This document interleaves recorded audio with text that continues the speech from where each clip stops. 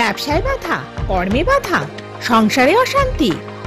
মাতৃসাধক জ্যোতিষ ও তান্ত্রিক শ্রী দিব্যজয় শাস্ত্রী 64 যোগিনী তন্ত্র ক্রিয়া ও হোমযজ্ঞের মাধ্যমে আপনার জন্য তৈরি করছেন সর্বরক্ষা কবচ। বিদ্যার জন্য তৈরি করছেন বিদ্যাধারক কবচ। অব্যর্থ ফল দেয়। পেতে হলে যোগাযোগ করুন 6292235677 এই ফোন নাম্বারে। ওম ত্র্যম্বকং যজামহে সুগন্ধিং পুষ্টিবর্ধনম উর্বারুকমিব বন্ধনান মৃত্যুর্মুক্ষ্যমৃতাৎ। ওং হুং জুং স মহামৃত্যুঞ্জয় শিবায় পাদুকায় নমঃ। জয় মাতারা, জয় গুরু বামদেব। নমস্কার, আমি এসে গেছি আবার আপনাদের সামনে। 64 যোগিনীর ক্রিয়া, 64 যোগিনী শক্তি মানেই পুণ্যফল প্রাপ্তি। আজকে আমাদের আলোচ্য বিষয় হচ্ছে এই যে অর্থ কষ্টে ভুগছে যেসব বন্ধুরা, যে অর্থ আসছে না, অর্থ রোজগার করতে গিয়ে বাধা, তাদের জন্য আজকে এই প্রোগ্রাম। কেন তাদের জীবনে এরম কষ্ট হচ্ছে, কোন গ্রহ, কোন নক্ষত্র, কোন রাশির জন্য এরম হচ্ছে, এবং তার সাথে থাকবে একটি টোটকা, যে টোটকা করলে কিছুটা হলেও আপনারা আপনাদের সমস্যা থেকে মুক্তি পাবেন। তাহলে অর্থর কারক গ্রহ এবং বিলাসবহুল জীবনের কারক গ্রহ শুক্র আর বৃহস্পতি, এই দুটো গ্রহ আমাদের জীবনে কিন্তু অর্থ এবং বিলাসবহুল জীবন মানে লাক্সারি সেইটা আমাদের প্রদান করে। তো এই যে বৃহস্পতি আর এই যে শুক্র, এদের দশা অন্তর্দশা, এরা কোন রাশিতে অবস্থান করছে, কোন নক্ষত্রে বসে আছে, সেই অবস্থানগুলি দেখে আমরা কিন্তু বলতে পারি বা বিচার করে বলতে পারি যে সেই জাতক বা জাতিকার অর্থ ভাগ্য কেমন। তার সাথে সাথে যেটা দেখে নিতে হবে সেটা হচ্ছে দ্বিতীয় পতির পজিশান এবং তার সাথে একাদশ পতির কানেকশান। এই জিনিসগুলি যদি দেখে নেওয়া যায়, আর যদি এগুলো ঠিক না হয়, তাহলে তার জীবনে কিন্তু অর্থ কষ্ট হবেই।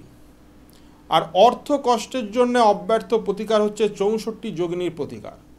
এই 64 যোগিনী ক্রিয়ার মাধ্যমে 10 মহাবিদ্যা এবং 8 জন মাতৃকার শক্তি, যার মধ্যে মা দুর্গার শক্তি, মা কালী বা মা চামুণ্ডার শক্তি রয়েছে, এই শক্তি দিয়ে যদি আমরা সেই জিনিসগুলো, সেই গ্রহ পীড়াগুলো আমরা নিবারণ করতে পারি এবং অর্থপ্রাপ্তির জন্য একটা অর্থপ্রাপ্তির কবচ যদি দিতে পারি, আর সেইটি যদি 64 যোগিনীর ক্রিয়া দিয়ে করা হয়, তাহলে তার 100% রেজাল্ট হবেই। যেমন আপনাদের একটা এক্সাম্পল আমি দিচ্ছি আজকে।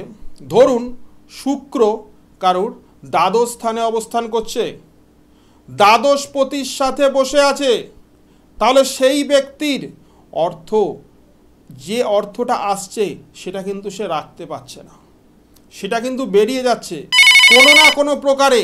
সেই অর্থ কিন্তু তার হাত থেকে বেরিয়ে যাচ্ছে।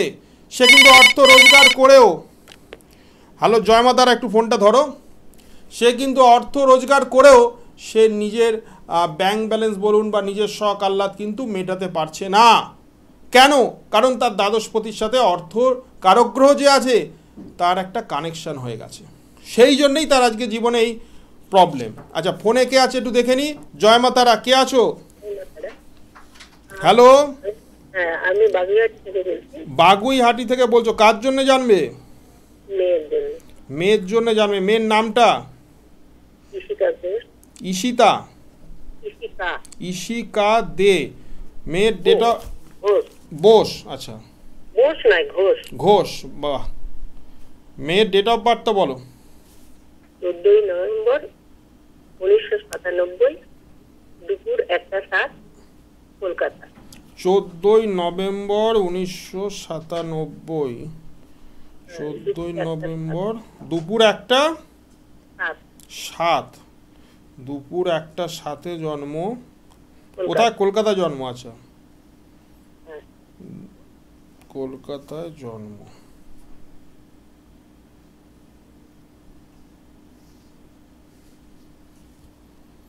ওর কি শুক্রবার জন্ম? হ্যাঁ। আচ্ছা, বলো কি নিয়ে জানতে চাইছো, বলো। ওর ক্যারিয়ার সম্বন্ধে জানতে চাই। আচ্ছা, মেয়ে এখন কি করছে? মেয়ে এখন সরকারি পরীক্ষাগুলো দেওয়ার জন্য প্রস্তুতি হচ্ছে। সরকারি পরীক্ষাগুলো দিচ্ছে, এখনও কিন্তু সে রেজাল্ট পায়নি। তাহলে এখানে দেখতে হবে কেন পায়নি। কারণ তার রবি এখানে নিচস্থ হয়ে আছে। রবি যাদের নিচস্থ থাকবে তারা সরকারি পরীক্ষায় কিন্তু খুব একটা ভালো ফল পাবে না।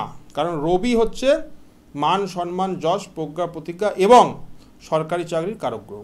এখানে তোমার মেয়ে রবিটা ডাউন আছে, তোমার মেয়ের লগ্নে কেতু, সপ্তমে রাহু। ও কোনো রিলেশনশিপের মধ্যে পড়ে যাবে, সেই রিলেশন থেকে কিন্তু ওর গণ্ডগোল হবে জীবনে। এটা তোমায় একটা বলে রাখলাম। আর একটা তোমায় বলে রাখছি, 1 2 3 4 5 6 7 একাদশ দ্বাদশে বৃহস্পতি, অর্থভাগ্যটা খুব একটা ভালো না। আর লগ্নে কেতু থাকার জন্য শরীর স্বাস্থ্য কিন্তু একটু আপ ডাউন করবে। তাহলে তোমার মেয়ের সব যেগুলো বললাম ঠিক বললাম? মোটামুটি ঠিক আছে। তোমার মেয়েকে কিন্তু একটু সাবধানে রাখবে, কোনো রিলেশনের মধ্যে জড়িয়ে পড়তে পারে। এখন কোনো রিলেশন আছে? না, সেরকম কোনো কিছু নেই। আগে ছিল?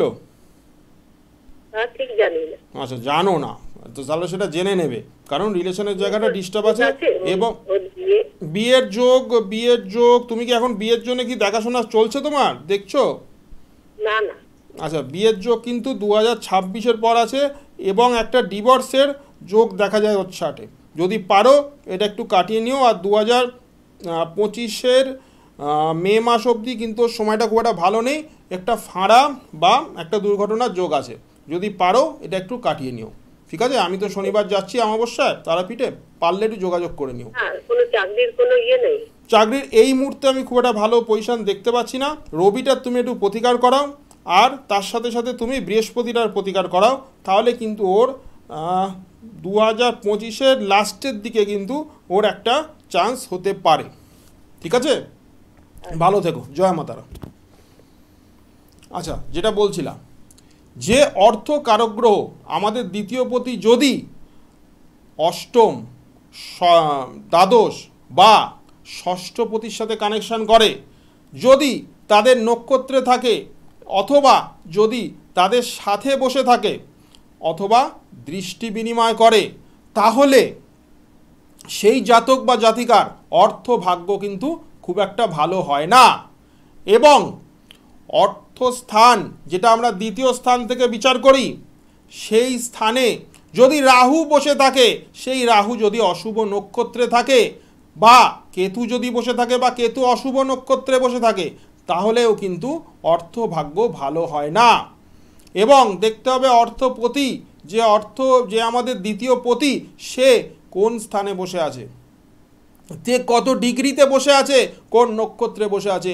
সে যদি জিরো পাওয়ারে বসে থাকে, তাহলে কিন্তু তার অর্থ ভাগ্য সেই জাতক বা জাতিকার ভালো হয় না। আবার এটা দেখতে হবে যে একাদশ পতির সাথে কানেকশনটা কীরকমভাবে হয়েছে। একাদশ পতির আমাদের সাকসেস দেয়। জয় মাতারা, একটু ফোনটা ধরো। একাদশ পতি আমাদের জীবনে সাকসেস এনে দেয়, যে কোনো রকম সাফল্য। তুমি যে কাজই করো, তুমি ব্যবসা করতে পারো, তুমি চাকরি করতে পারো, বা তুমি অন্য কোনো কর্মে লিপ্ত হতে পারো, সেই কর্মে তোমার সাফল্য এনে দেবে তোমার একাদশপতি। সেই একাদশপতির অবস্থান যদি তোমার ছকে শুভ হয়, আর সে যদি দ্বিতীয় পতির সাথে কানেকশান করে, শুভ কানেকশান, তাহলে কিন্তু তোমার অর্থভাগ্য খুব ভালো হবে। ফোনটা একটু দেখে নি কে আছে। জয় মা তারা, কে বলছো? জয় মা তারা। হ্যাঁ, আমি কসবা থেকে বলছি। কোথা থেকে? কসবা থেকে বলছো? কসবা থেকে কার জন্য জানবে বলো? আমার নাতি। তোমার নাতির জন্য জানতে চাইছো? বাহ, নাতির নামটা বলো। হ্যাঁ, জন্ম তারিখ বলবো? নাম 2000 সালের 13 জুন। আচ্ছা, নামটাই তো বললে না। 2000 সালে 13 জুন, রিতেশ কোহলি। 13 জুন 2000 সাল। দাঁড়াও, হ্যাঁ, 2000 সাল 13 জুন। কটা টাইমটা বলো? ভোরবেলা 7:50। 7:50 বৈকালে, সকালবেলা। আচ্ছা, সকালবেলা 7:50, 7:50 সকালবেলা। রিতেশ কোহলি। আচ্ছা, বেশ। আর এটা কোথায় হয়েছিল? কলকাতা। সকাল 7:50 কলকাতায় জন্ম, ঠিক আছে।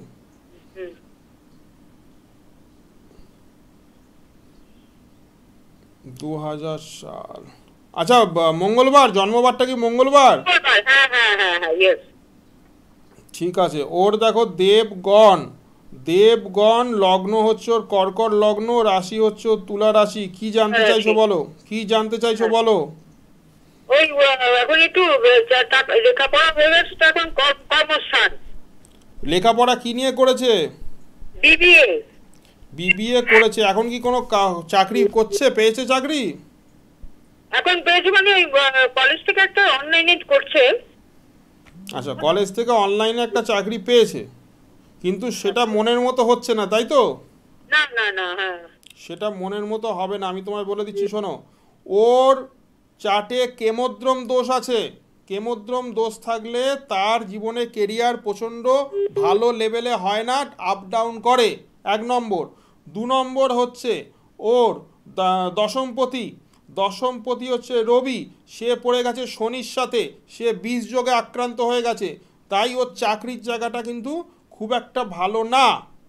এই চাকরির জায়গা যদি তোমায় ঠিক করতে হয়, তাহলে ওর রবির একটা প্রতিকার করতে হবে, চন্দ্রের কেমোদ্রম দোষটা কাটাতে হবে, এবং এই ছেলেটি কিন্তু পূর্ণ মাঙ্গলিক, জানতে তুমি? হ্যাঁ হ্যাঁ হ্যাঁ, জানতাম। লগ্নে রাহু, মাঝে মাঝে একটু রাগ জেদ হবে, সপ্তমে কেতু। হ্যাঁ, হ্যাঁ। ঠিক আছে, ওর কিন্তু একটা রিলেশনশিপ হয়ে কেটে যাওয়ার যোগ আছে। আচ্ছা। ঠিক আছে, আর ডিভোর্সের একটা যোগ কিন্তু পাচ্ছি। এবং আরেকটা তোমায় কথা বলছি, ওর কিন্তু শত্রুর দ্বারা ক্ষতি ইন্ডিকেট করছে। এই জায়গাটা কিন্তু একটু সাবধান, কাটিয়ে নিও। ঠিক আছে? আপনি কোথায় বসেন? আমি, আমার চেম্বার হচ্ছে, তুমি কোত্থেকে বলছো? কসবা থেকে তো? তুমি হয় আমার হাতিবাগান চেম্বারে আসতে পারো, নাহলে গড়িয়াহাট চেম্বারে আসতে পারো। ঠিক আছে? গড়িয়াহাট কোথায়? হ্যাঁ, গড়িয়াহাট মোড়ের মাথা দিয়ে আছে, একটু ফোন করে জেনে নেবে, আমার বুকিং নাম্বারে বলে দেবে ওরা।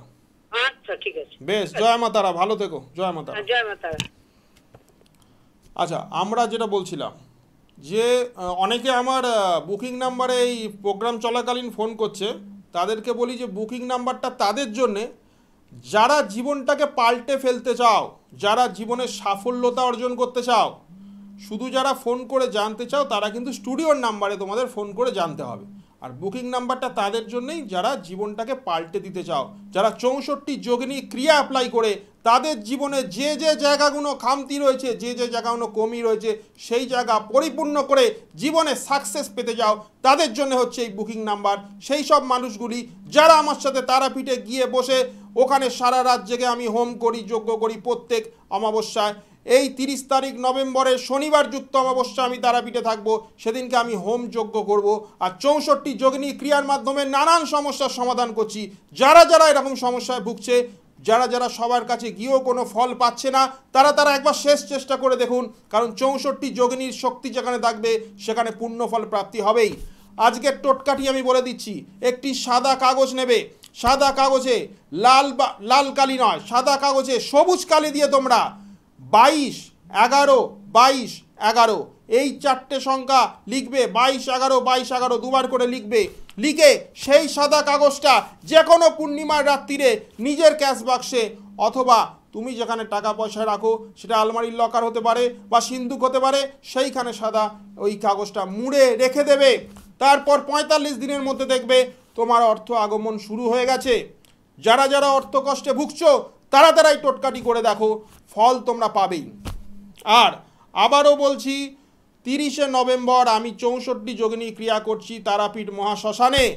যারা যারা আমার সাথে যোগাযোগ করতে ইচ্ছুক তারা তারা 30শে নভেম্বরের আগে আমার সাথে যোগাযোগ করতে পারে, কারণ 64 যোগিনী ক্রিয়ার দ্বারা যে কোনো কাজই 100% পূর্ণ ফল প্রাপ্তি হবেই। যারা যারা অন্য জায়গায় গিয়ে সেরকম কোনো ফল পায়নি, বা যারা যারা একদমই কিছু ফল পাচ্ছে না বা অল্প কিছু ফল পেয়েছে, তাদেরকে আমি বলছি একবার 64 যোগিনী ক্রিয়া তারা করে দেখুন। তারপরেই তারা বুঝতে পারবে এর শক্তিটা কি আর এই পূর্ণ ফল প্রাপ্তি কেন হয়। তাই আজকে এই প্রোগ্রাম এখানেই শেষ করলাম। সবাই ভালো থাকবেন। আবার আগামীকাল আসছি 3:30-র সময়। সবাইকে বলছি সবাই ভালো থাকবেন। নমস্কার, জয় মা তারা, জয় গুরু বামদেব।